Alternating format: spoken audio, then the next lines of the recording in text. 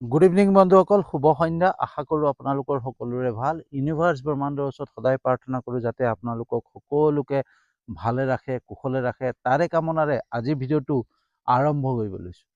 বন্ধুসকল, আজি মোৰ বিষয়বস্তু বুলি কোনো কথা নাই, ঠিক আছে। এটা ষ্টৰি ক'ম আপোনালোকৰ ওচৰত। তো বহুত দিন ভিডিঅ' বনোৱা নাই, আৰু মানে ভিডিঅ' বনোৱাৰ কি ক'ম, অলপ সমস্যা, মইতো কৈছোঁৱেই সমস্যাৰ মাজত আছোঁ। তো সমস্যাৰ লগত যুঁজি আছোঁ, ঠিক আছে। তো ভিডিঅ' বনামকৈ ভিডিঅ' বনাব পৰা নাই। তো আজি ভাবিলোঁ নাই, এটা ভিডিঅ' বনাওঁ, ঠিক আছে। আৰু মনলৈ এটা ষ্টৰি আহিলে, তো ষ্টৰিটোকে ভাবিলোঁ বনাওঁ। কাৰণ ব্লগ বনাবলৈ বাহিৰত যাবৰ কাৰণে মই আগতেও কৈছোঁ, এতিয়াও কৈছোঁ, এলাও হোৱা নাই, তো যাব পৰা নাই। তো আজি ভাবিলোঁ ইয়াতে ভিডিঅ' এটা বনাওঁ। তো আজি ষ্টৰি এটাই কওঁ আপোনালোকক। ষ্টৰিটো বহুত ভাল, সকলোৰে বাবে প্ৰয়োজনীয় ষ্টৰি, ঠিক আছে। মই বিনা কাৰণত ভিডিঅ' নবনাওঁ। প্ৰত্যেকটো বস্তুত যাতে কাৰণ হয়, প্ৰত্যেকটো বস্তু যাতে সকলোৰে উপকাৰ হয়, সকলোৰে ভাল হয়, তেনেকুৱা ধৰণৰ কামেই কৰি যাম। তো আজিৰ যোনটো ষ্টৰি, সেইটো সকলোৰে বাবে প্ৰয়োজনীয়, ঠিক আছে। তো আজিৰ ষ্টৰিটো হৈছে কি, এজন মানুহ আছিলে, আৰু মানুহজনৰ ঘৰ পাহাৰৰ ওচৰত, এখন পাহাৰৰ ওচৰতে ঘৰ।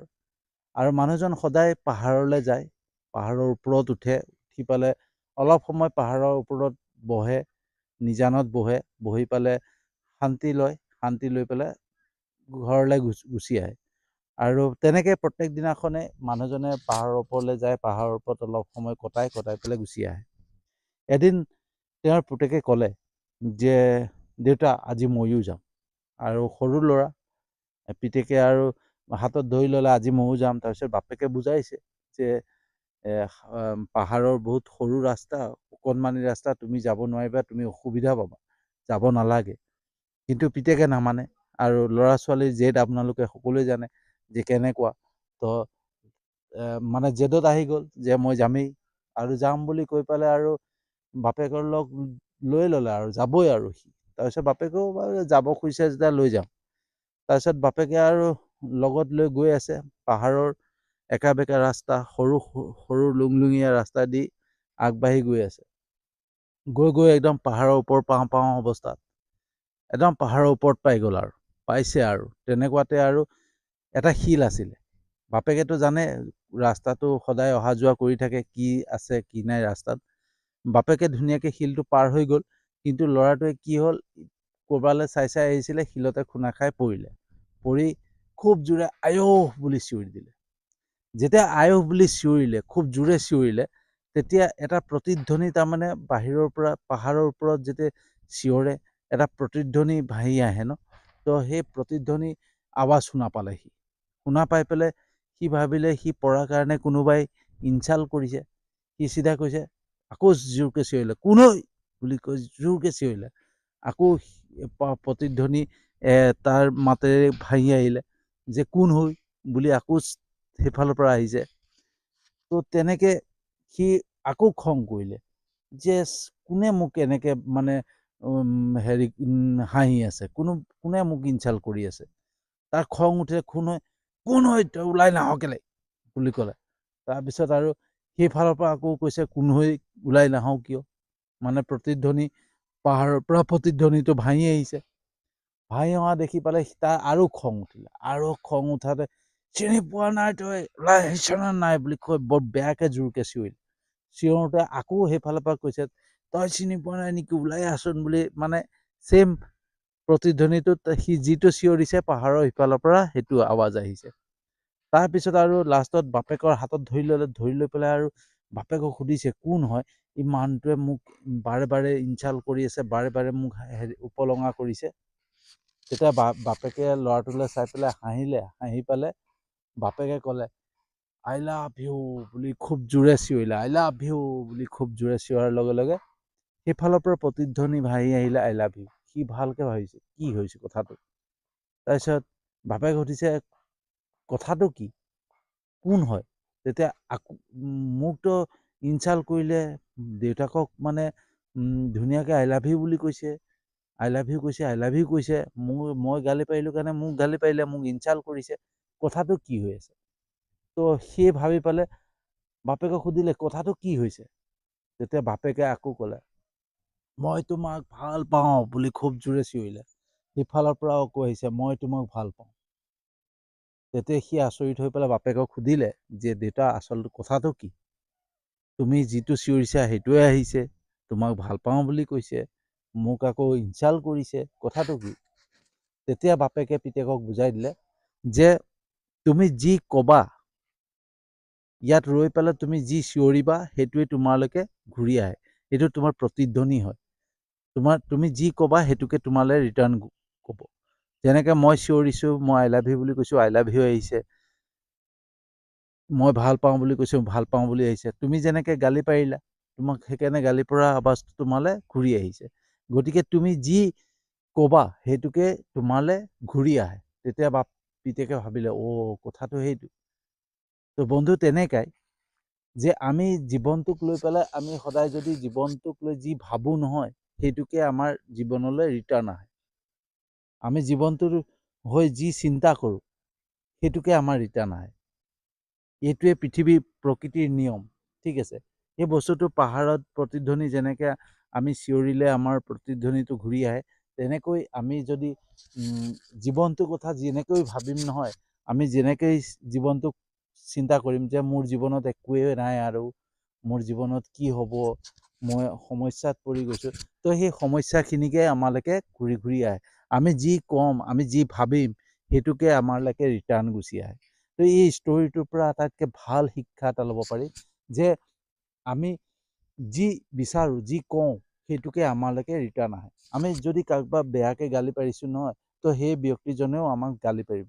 সেইটো প্ৰকৃতিৰ নিয়ম, সেই নিয়ম কেতিয়াও সলনি কৰিব নোৱাৰে। তো আমি যি বিচাৰিম, যি ক'ম সেইটোকে আমালৈ ৰিটাৰ্ণ গুচি আহে, ঠিক আছে।